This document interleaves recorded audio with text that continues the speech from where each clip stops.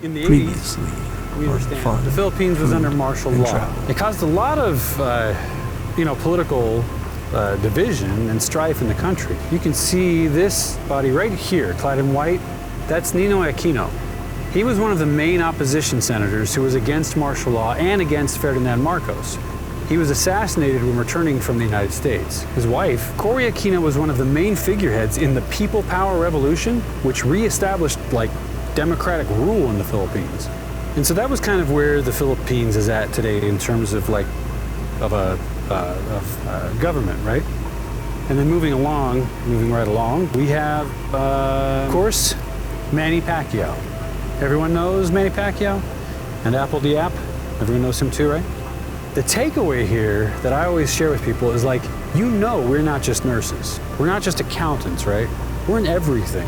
Filipinos are in entertainment and politics, activism, music, the military, whatever, right? And so having this really rich history in this mural is something that we all should at least learn from and be proud of as well.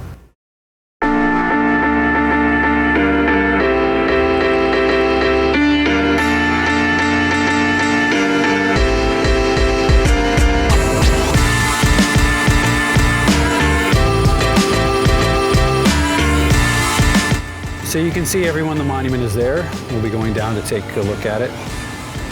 This is Lake Street Community Center.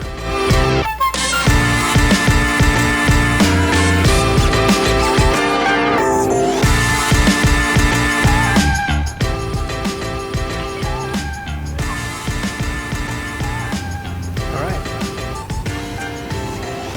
So we are at Lake Street World War II Memorial. We're gonna go check out some sites and get some info going on some World War II veterans.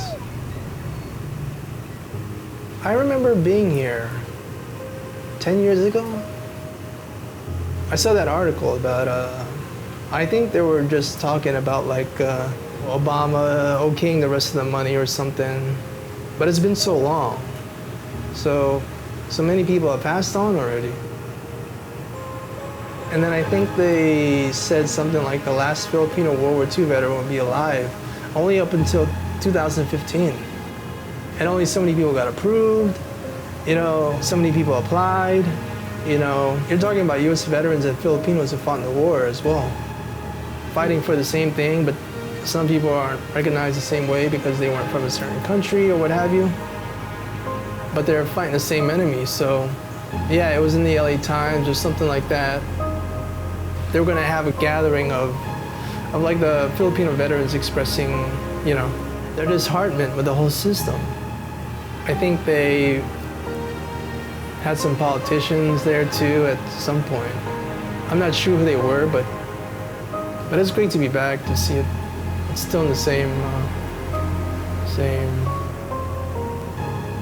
Condition. Same condition.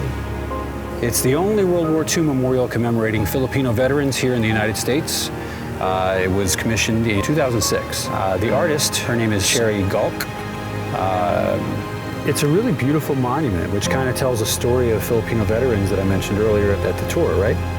During World War II, when the Japanese were trying to conquer all of Asia, the Philippines was one of the prime targets because it was also rich in resources and people, right? So that's why Japan targeted it. And early on in World War II, they were able to kind of occupy the Philippines. There were two key battles that are pointed out here at Bataan and Corregidor, which resulted in a lot of POWs. In particular, the Bataan Death March. My grandmother used to tell me stories like the women would try to come in and get their loved ones by under the guise of giving food and drink.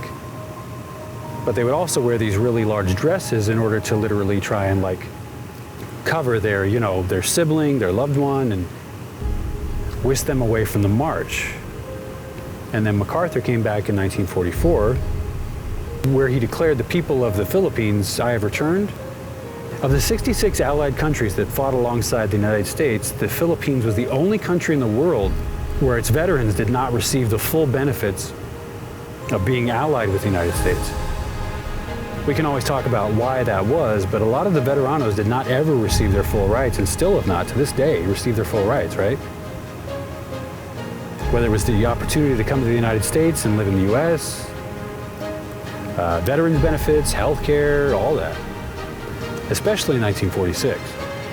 There was a specific act passed by the United States called the Rescission Act, which specifically targeted and excluded Filipino veterans from obtaining benefits like citizenship, US citizenship or benefits.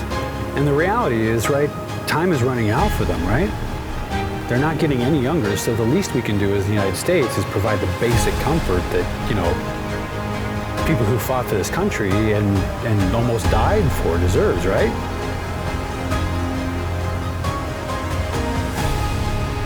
This bench right here, which has the Filipino word kagitingan, which means valor, the idea here was that veteranos would actually be able to sit on the bench on these benches, and because of the polished stone, they would be able to kind of see themselves reflected in the history of their history, right? Because they're the ones who lived through it. So that's something I learned. When learning more about the mural, which I think is really powerful and a very great image, there's this kind of rift between sacrifice and liberation, which is meant to kind of symbolize the disconnect between like what our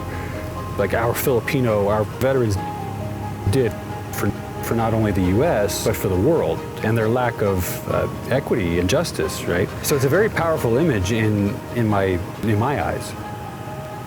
Unfortunately, the memorial has been vandalized a few times. We're in the process of working with the city and the neighborhood to restore it so that it can continue to be this memorial for us. And you can see a map right there. It was 63 miles, which brought them from one prison camp to the next. You can see a quote from Manong Peping, right? Bataan was not our last battlefield. We are still fighting for equity, unfortunately. Peping died back in 2000, was it 11 or 12? And he was never able to receive his rights as a veteran. But, you know, he kept fighting till the very end, and now that legacy is continued in the movement for permanence.